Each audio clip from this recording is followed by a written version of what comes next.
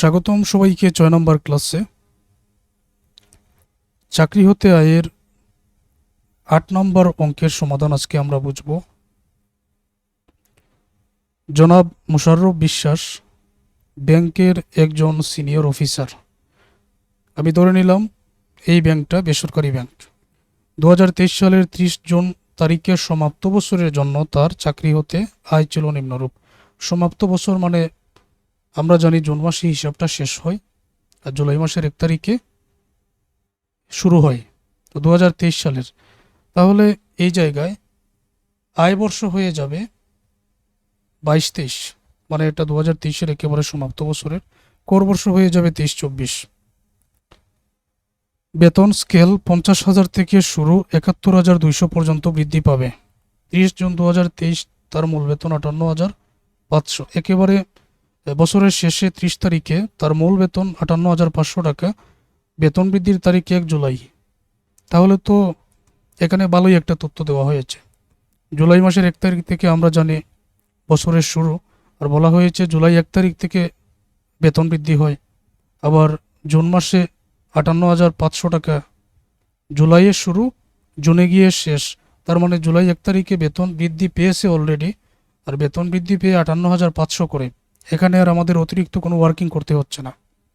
যে ৫৮,৫০০ টাকা আছে এটা একেবারে বছরের প্রথম থেকে, কারণ জুলাই থেকে শুরু, জুলাই ১ তারিখ থেকে তো এই বেতনটাই, ওই তারিখে তো বেতনটা বৃদ্ধি পেয়েছে, তাই না? মহার্ঘ ভাতা মূল বেতনের ২০%, আপ্যায়ন ভাতা বার্ষিক ৬,০০০, যাতায়াত ভাতা বার্ষিক ২১,০০০, মাসিক মূল বেতনের সমপরিমাণ ২টা বোনাস আছে, চিকিৎসা ভাতা মাসিক ১৫০০ টাকা, সন্তানদের শিক্ষা সহায়ক ভাতা মাসিক ১,০০০ টাকা। জনাব মোশাররফ বিশ্বাসকে ভাড়ামুক্ত সুসজ্জিত একটি বাসস্থান দেওয়া হয়েছে। এই বাসস্থানের মূল্য মাসিক ৪,০০০ টাকা। চাকরি হতে মোটাই নির্ণয় করো। আয়বর্ষ ২২-২৩, করবর্ষ এখানে ২৩-২৪। তারপর এখানে যা যা আছে আমরা দেখি। সারা বছরের বেতন ৫৮,৫০০ করে, এটা তো বুঝতে পেরেছ। জুলাই মাসের ১ তারিখে বৃদ্ধি পেয়ে ৫৮,৫০০ হয়েছে।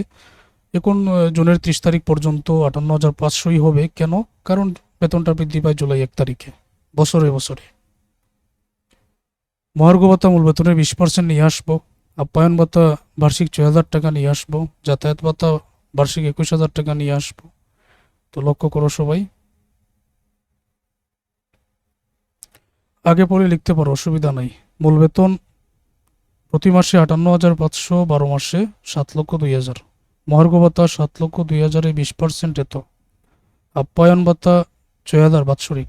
যাতায়াত ভাতা ২১,০০০ বাৎসরিক। তারপর যে তথ্যগুলো আছে, মাসিক মূল বেতনের সমপরিমাণ 2টা বোনাস। এক মাসে ৫৮,৫০০ যদি হয় 2 মাসে 2 দ্বারা গুণ করব। চিকিৎসা ভাতা মাসিক ১৫০০, 12 দ্বারা গুণ করব। সন্তানদের শিক্ষা সহায়ক ভাতা মাসিক ১,০০০ টাকা।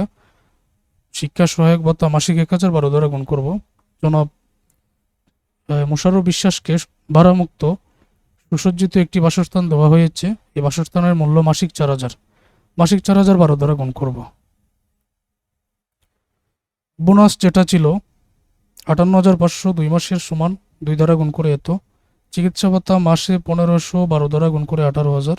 শিক্ষা সহায়ক ভাতা মাসে ১,০০০, 12 দ্বারা গুণ করে এত। বাসস্থান সুবিধা মাসে ৪,০০০, 12 দ্বারা গুণ করে এত। অবশেষে আমরা যোগ করে নিব। যোগ করে নিলে ১০,৬৪,৪০০ টাকা হবে। এই ১০,৬৪,০০০-এর ৩ ভাগের ১ অংশ চাকরি হতে প্রাপ্ত মোট আয়ের ৩ ভাগের ১ অংশ ৩,৫৪,৮০০ টাকা অথবা ৪,৫০,০০০ টাকার মধ্যে কম, যেটা কম হচ্ছে এটা এখানে বিয়োগ করো। উপরের টাকা থেকে বিয়োগ করে দিলে চাকরি হতে মোট আয় ৭,০৯,৬০০ টাকা আমরা এখানে পেয়ে যাচ্ছি। আমি আশা করছি এতটুকু পর্যন্ত দেখে এই ম্যাথের সমাধানটা তোমরা বুঝতে পেরেছো, অঙ্কটার সমাধান পারবে।